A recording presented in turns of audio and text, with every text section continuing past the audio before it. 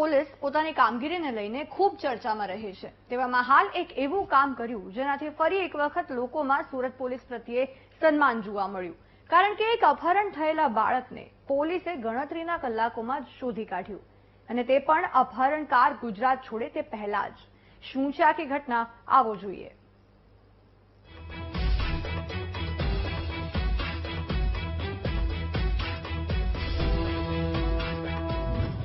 દોઢ વર્ષના બાળકનું અપહરણ, 12 કલાકમાં પોલીસે બાળકને બચાવ્યું।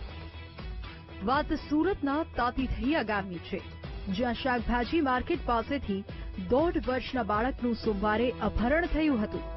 બાળકના માતા પિતા રડતા રડતા પોલીસ સ્ટેશન પહોંચ્યા અને પીઆઈને જણાવ્યું કે એમની 8 વર્ષની દીકરી એના 1.5 વર્ષના નાના ભાઈને લઈને રમાડવા ગઈ હતી। એ દરમિયાન કોઈક આવીને તેના બાળકને લઈ ગયું। બાળકના માતા પિતાની ચિંતાને જોતા પોલીસે તપાસનો ધમધમાટ શરૂ કર્યો।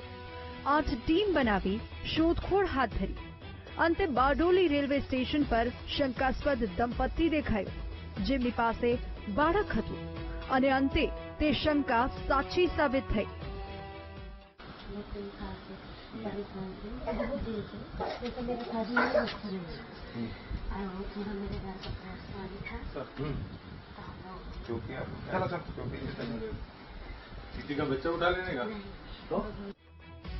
અપહરણ કરનારા બંને દંપતી ઉત્તર પ્રદેશના છે।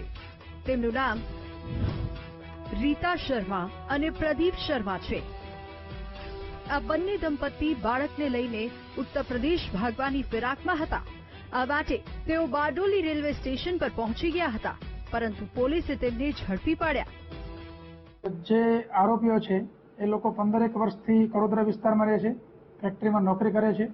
એ લોકોને બાળક નહોતું, એટલે છેલ્લા 2 મહિનાથી એ લોકો એ પ્રકારના પ્રયત્નમાં હતા કોઈ નાનું બાળક જો આ રીતે મળે તો એ બાળકને કબજે કરી અને એ બાળક જે છે એ પોતાનું બનાવવાનો પ્રયત્ન કરવો। મહત્વનું છે કે બાળકના અપહરણની ખબર પડતા જ પોલીસે ઘટનાને ગંભીરતાથી લીધી હતી અને સીસીટીવી ફૂટેજ સાથે ટેકનિકલ ઇન્ટેલિજન્સની મદદથી તપાસનો ધમધમાટ શરૂ કર્યો હતો। આ કારણે જ 12 કલાકમાં પોલીસને બાળકને શોધવામાં ખૂબ જ મહત્વપૂર્ણ સફળતા મળી। પોલીસે બાળકને તેની માતાને પરત સોંપતા તેની માતા પણ ભાવુક થઈ ગઈ હતી અને પોલીસનો આભાર વ્યક્ત કર્યો હતો। કેમેરામેન દેવેશ સોલંકી સાથે ધ્રુવ સોમપુરા, વીટીવી ન્યૂઝ, સુરત।